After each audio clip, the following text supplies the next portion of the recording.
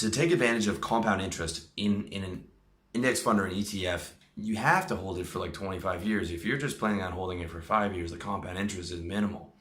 And you also can't time the market. So you could be in, you could get into the wrong time and start your investment in a couple down years. Okay, that's very important to understand. If you are going to be buying an index fund and dollar cost averaging into it for the next 30 years, you need to be a guy with a lot of financial discipline, and you might have to eat a few years or a few down years, or sometimes even a down decade, depending on if you got in at the wrong time. It's just the nature of the beast. So that's something to take into account. The other option that I mentioned is the buying municipal bonds, or buying mid-yield bonds. And this is the MJ DeMarco money tree. If you don't know MJ DeMarco, he wrote the Fastlane Millionaire book and has the Fastlane Forum, which sounds like a fucking scam book, but it is probably the best book on online entrepreneurship, and as well has really good stuff on investing. Very, very smart guy. And this is his money tree system, which I agree with 100%, and is especially relevant for a guy in a cheap country. And it's probably what I would do over investing in the market. And the way that looks is basically, let's say you're 50 and across all your asset classes, you're hedged and you're secure and you've got multiple streams of revenue, and now you've got $1 million to play with that you're able to take out and look at investing. You invest that in across 10 to 15 municipal bonds or corporate bonds that are averaging like 5 to 7% a year. You can look at MJ DeMarco, search for his money tree, and you'll see what his actual investments are, and look at getting like 5 to 6% a year off the bond. And then obviously with the bond, by the end of the term, you get your full principal back. So basically what's going to be happening is you're living on the 5 to 6% interest that you were getting, and you also are able to get a more beneficial tax position because it is not income, it is interest. So let's say you're getting 5 to 6% a year on $1 million. That's $6,000 a month, or 60 grand a year. That is a large chunk of change if you are living in a developing country where a doctor makes $3,000 or $3,000 a month. You're literally going to be making twice what a doctor is making just from your fucking bonds, and that's not including your multiple streams of income from your business. And then you're still going to be able to get all the principal back at the end of that bond term. And I think it's a really good idea, and it's especially a good idea in a cheap country for a guy with no mortgage and debt and multiple streams of revenue. And I really like that idea. The only place that you lose is you lose on compound interest, because when you are buying into an index fund or an ETF, that because you're not taking money out, it is automatically compounding at the end of the year. And let's say the ETF at 8% earns slightly more than the bond fund, and it's compounding every year. By the end of a 25-year term, you will have made a lot more money with the actual ETF. But the question is, are you, what's more important, the money that you're going to get after the 30 years or the money that you're going to get to that 30-year period? And I would lean towards being able to get money every year. That's just me. Those are your only two fucking options. I'm telling you this as a guy who made a living as a professional trader. Almost no one who's giving you advice online made an actual living as a pro trader.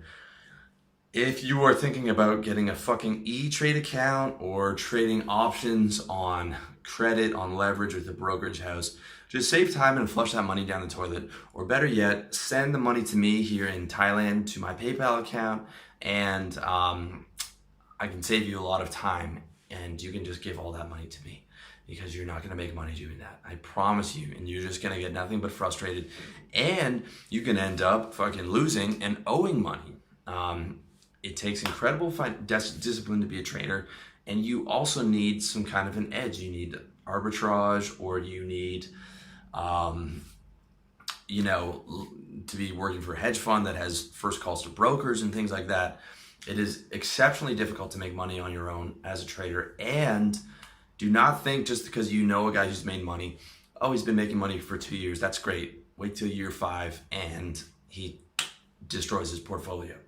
I'm telling you, there is not one person that went through our office, and we must have had thousands of guys who went through our office. These are professionals who is still trading today, okay? Unless you are working for a hedge fund or something like that, and pro trading is not an option. Do not do this. Do not do Forex. Do not do someone's fucking bullshit trading system. Do not fucking trade.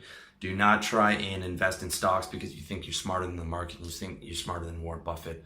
Do not fucking do this, guys. I cannot emphasize this even more. Please check out my articles and videos on 10 reasons the stock market won't make you rich, or my fucking 8,000 word article on my experience and advice on being an equities trader if you are not convinced. Very, very important. ETF or index fund or midterm moderate yield bonds is the only thing that I would recommend. And again, not legal advice, tax advice, or financial advice. Just my opinion, okay?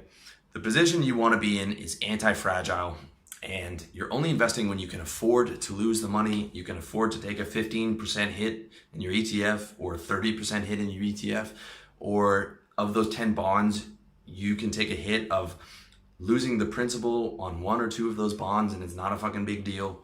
That's where you want to be, the anti-fragile position. That's why I tell you to get all the other fucking shit together before you start fucking around with investments, and look at your businesses as your big investments. Not the position of, you want anti-fragile, not the position of, I'm ruined because I day traded on credit like a retard. That is not the position. That is very fragile. You want to be anti-fragile if possible. So that's it on investing. Step 17, we're getting close to the end here. The emergency contingency plan. Now, this is something that you can put together right off the bat if you want to, but it's definitely something you want once you have all your ducks in a row, so to speak, and it's kind of the final piece of the puzzle. Basically, you want to have you want to have a few of the 10 biggest disaster scenarios, and then like have a sketch of how your plan is going to look tailored to your situation, as well as with your friends and loved ones, if they're going to be involved in this disaster scenario and this plan. So number one, you want to plan for the biblical collapse of the American capital markets. As you see America keep getting into more debt, if America collapses, that is going to be a fucking biblical collapse, not just in America, but on the world stage, because the world is so interconnected, and China owns like 30% of America's bonds and things like that. That is going to be a fucking big, bad disaster. And there's a chance that will happen in our lifetime. So it's something that you want to be prepared for. Now, it might not happen. Okay, Rome didn't fall in one day. They could just keep pumping that money supply up for the next 100 years. I don't know. I've been reading about this stuff for the last 15 years, and guys have been saying for the last 15 years that the collapse is imminent, but the collapse still hasn't happened. There is a market crash, every 10 years, and then they just seem to prop the thing back up, and who knows how long that could go on for. But the collapse could happen. So the better you prepare for that, the better it's going to be.